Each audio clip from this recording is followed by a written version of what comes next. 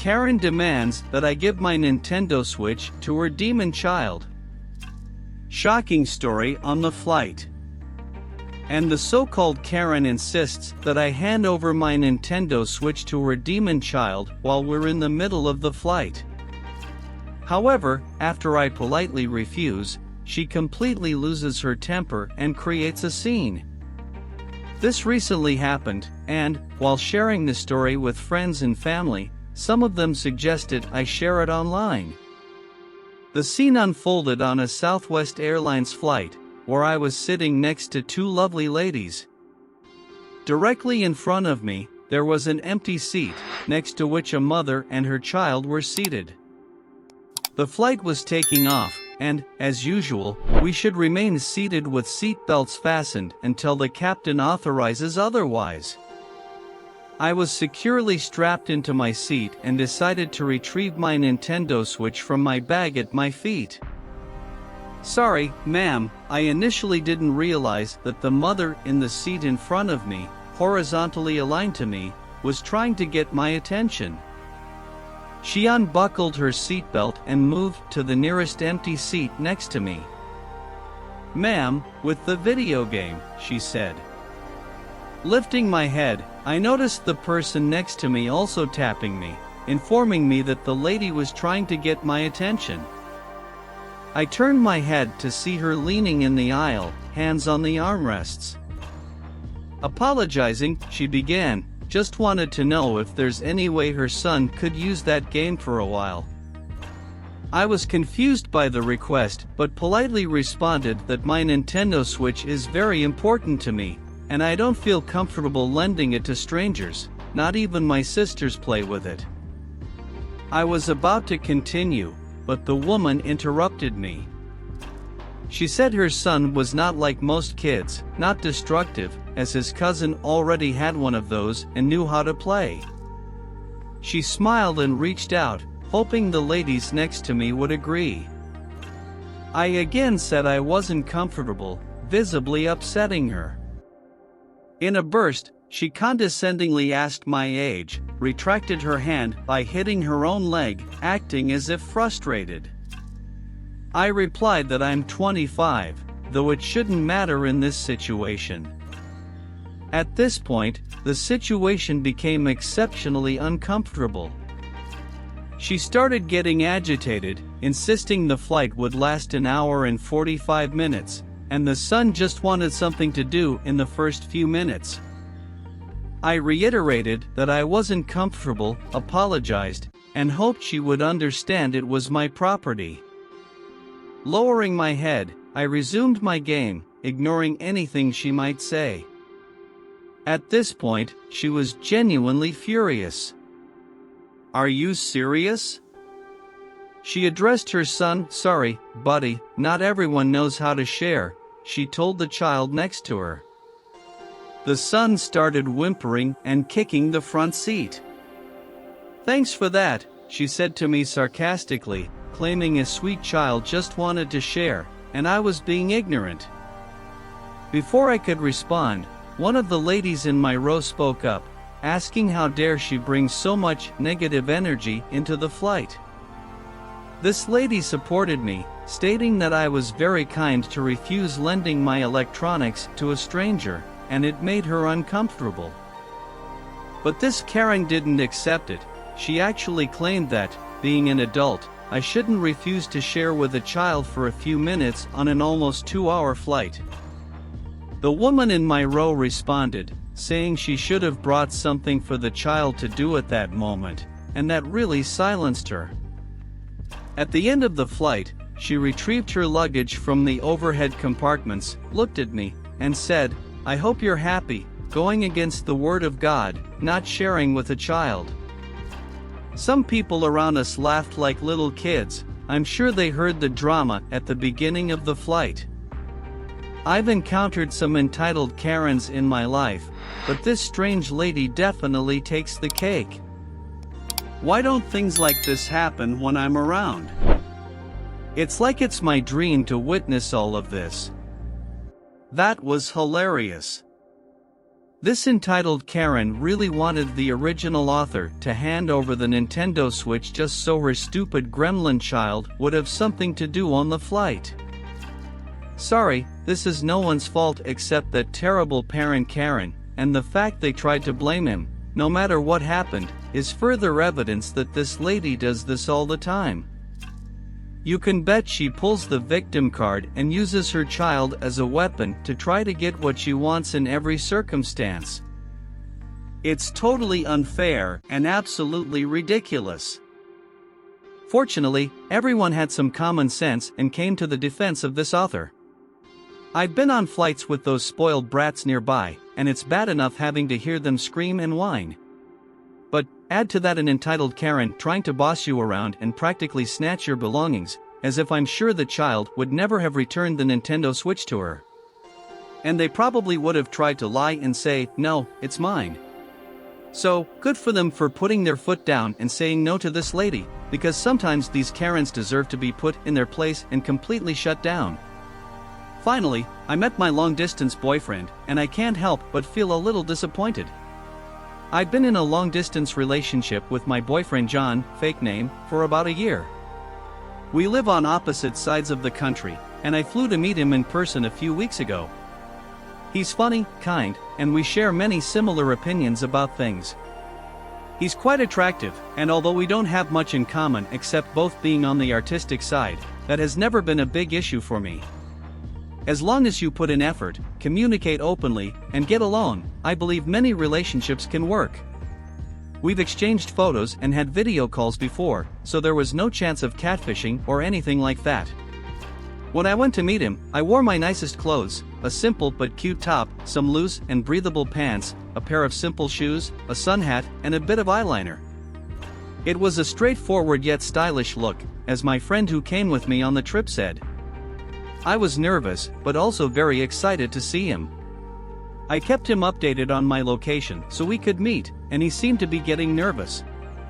He was telling me that he didn't have enough gas to come meet me. For reference, it's about an hour's drive for him. I offered to send him some money for the trip, which I did. He actually asked me for money for gas a few times and still hasn't paid me back, despite having a job. When he got there, he was in a t-shirt, cargo shorts, and boots that seemed a bit big for him. I didn't think much of it at the time, but looking back, I think I overdressed. I don't know, we walked around a bit and then sat on a bench for a moment because my legs were getting weak from nervousness. We held hands for a while, and then he tried to kiss me. Now I'll admit I haven't had my first kiss yet, and I stopped him because I'm sure I would faint if we kissed, and I didn't feel ready after meeting just a few minutes before. We sat holding hands for a bit longer and then stood up to walk. As we walked, I noticed his nails were much longer than mine and had dirt underneath them. I realized he has a manual job, so that explains the dirt under his nails. After a while, he had to leave, and we said goodbye after a cheek kiss. Now I'm home, and I'm not clear on how I feel. This is the longest relationship I've ever had, and I think I feel a bit disappointed, as if something very wonderful could happen, and instead, I felt just okay. What should I do from here? After realizing this, I don't want to hurt his feelings, but I know if I bring it up, I'll say it in a horrible way and cause more harm than anything. I'm very new to relationships, so I'm not sure what I should do. I can perfectly understand what you mean about meeting your boyfriend or girlfriend online for the first time.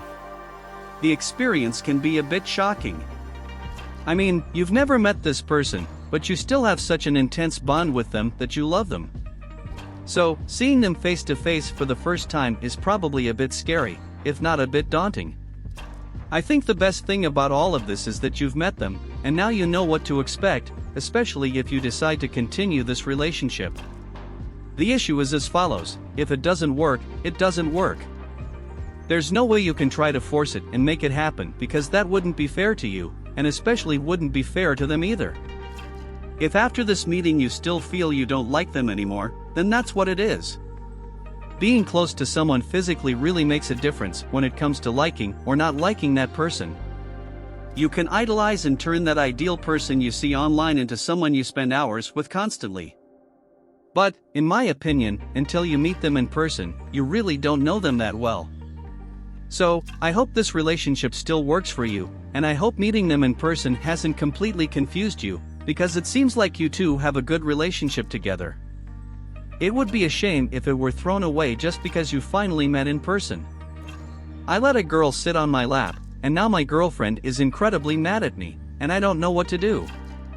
I went out with some friends to my friend's house, and my girlfriend joined us. We were about 9 in total, chatting, eating, and drinking. After playing a drinking game, one of my friends was definitely under the influence and came over to where my girlfriend and I were sitting and hugging. He started talking to us, and after a while, the girl wanted to sit and asked my girlfriend if she could sit on my leg. My legs were open in a V shape, and my girlfriend said okay for some reason. The girl sat on my left leg and put her arm around me to hold on.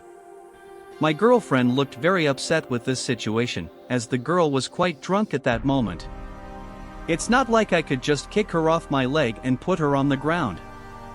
We were talking for another 5 minutes, but my girlfriend seemed very angry. That's when she said she was going to vomit because of the alcohol and went to the bathroom. I stood up, sat the girl in the chair I was in, and went to check if my girlfriend was okay. She said we were going home, so we went back to where everyone else was, and my girlfriend announced that we were leaving. When we left, I ordered an Uber to take us to her apartment. While waiting for the Uber, she wasn't talking to me. When I tried to talk to her, she responded angrily and made strange comments. When I asked why she was upset, she said it was obvious. I asked if it was because of the girl sitting on my lap, and she confirmed. I was confused because she had agreed to the situation earlier. I asked why she said the girl could sit on my lap, and she replied that it's not like she could say no. Personally, this doesn't make sense to me because she could have denied the situation from the beginning. I told her she was being unfair by blaming me without reason. In the Uber, she yelled at me in front of the driver and started crying when we got to her apartment. As we entered, she told me to sleep on the floor, without a blanket and without pillows. I preferred to go home and sleep in my own bed, so I left her apartment and went to mine. Now it's morning, and she hasn't responded to any of my text messages. I don't want another communication failure mistake, so I want to talk to her face to face, but she's not responding. I'm not sure what to do. Am I wrong for letting this girl sit on my lap, even though my girlfriend said it was okay? Who is to blame here? What should I do?